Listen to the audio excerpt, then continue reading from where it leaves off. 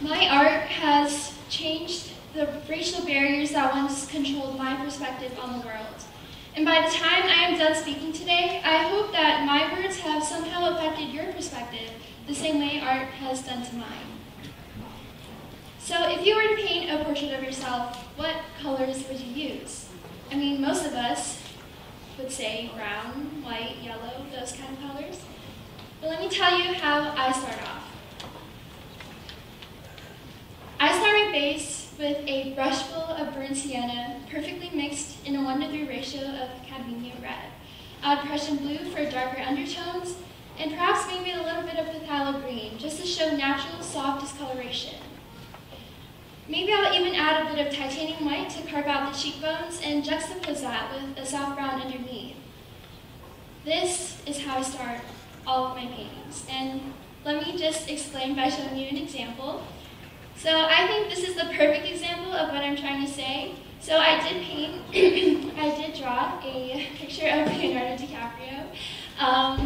But as you can see, even though the base is mainly brown, white, I do use other colors, such as you can see a bit of purple mixed with orange in the temple right there. Underneath the eyes, I used a bit of green for that discoloration. I used a bunch of purple everywhere where the light isn't shining so bright on his face. And on the chin, I used like cooler colors, blue, green, purple. You know, race isn't an actual real thing, only we make it real. Charles Darwin actually proved that all human genomes are 99.5% the same. 99.5%, which is nearly 100%. So literally down to the skin and bones, we are the exact same thing. Race doesn't separate us. In fact, race is actually simply just a social construct derived from individuals trying to identify with people who look like them.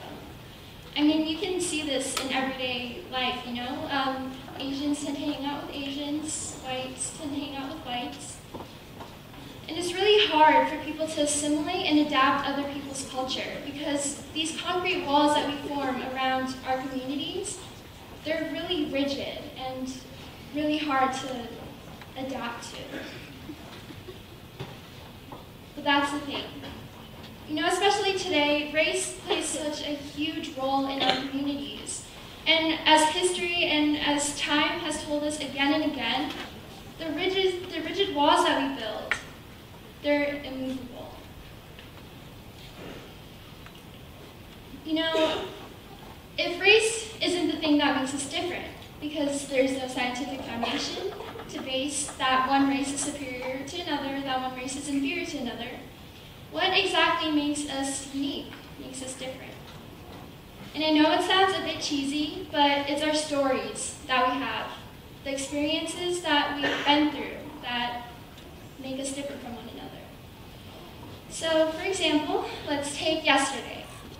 Yesterday was a full 24 hours, but the way we use those 24 hours to do whatever we wanted changed from person to person. Maybe some of us stayed up until 2 a.m. because we procrastinated homework and we were watching Victorious on Netflix. And maybe some of us, you know, just broke up with a boyfriend or a girlfriend. And we spent all of our energy yesterday just trying to like avoid them in public. Maybe another fraction of us, we went out with our friends, ate, and had one of the best nights in a while. But do you see how everyone in here used those 24 hours in their own different ways?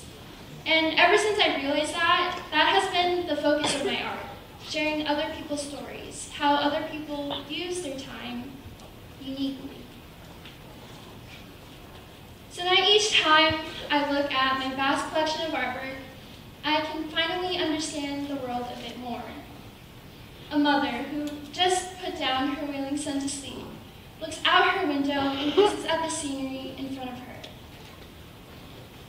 A street vendor, trying to sell the last of his frozen fruit, yells into the abyss, yells into the streets, but he secretly knows that his efforts are fruitless. A mother who is lying on on her hospital bed, barely breathing, wondering if she'll live to see another day. These are all people I've met, people I've seen, and people I've drawn. So now you may be wondering, how exactly do I depict such 3D stories onto a 2D surface? And the main reason, or the main way of interpretation for me at least, is through color. So color is actually a way of expressing emotion without using any words. And I know it's like kind of a simple sentiment, but truly a little goes a long way. So I'll show you what I mean. So right here, I did 2 sketches of Billie Eilish. They are based off of 2 different pictures of her, but the one on the left is a bit more negative than the one on the right. The one on the left, I used blue, red, black, just simple, basic, dark colors. But the one on the right, it's more bright and cheerful and lively. So when you do look at these 2 sketches compared to each other, you feel different emotions. And that's because I was trying to depict different emotions of Billie Eilish. So, you know, generally speaking, the world tends to characterize people as one color, black, white, yellow. But those colors are simply just an underlying base for the many layers of pink, green, blue that are necessary to finish the portrait.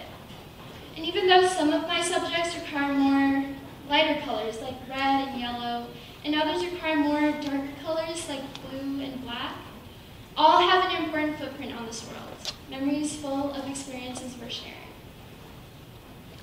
Colors should be a representation of the mind and not the skin.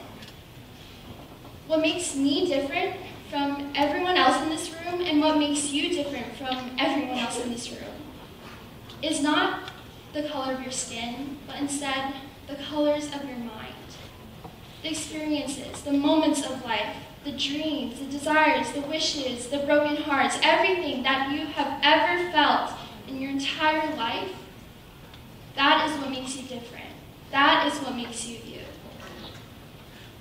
We need to stop judging people off of one color. And you know, my art, yes, it is true that I do use brown, I do use yellow, I do use white, but those colors are totally worthless without the other colors that I need, the other wide palette that is required to help me express what my subjects feel. So I'll leave you with this. Try to recognize the blues, the pinks, and the greens of the people around you. Take the time to fully understand the intricate pigmented layers of each individual person.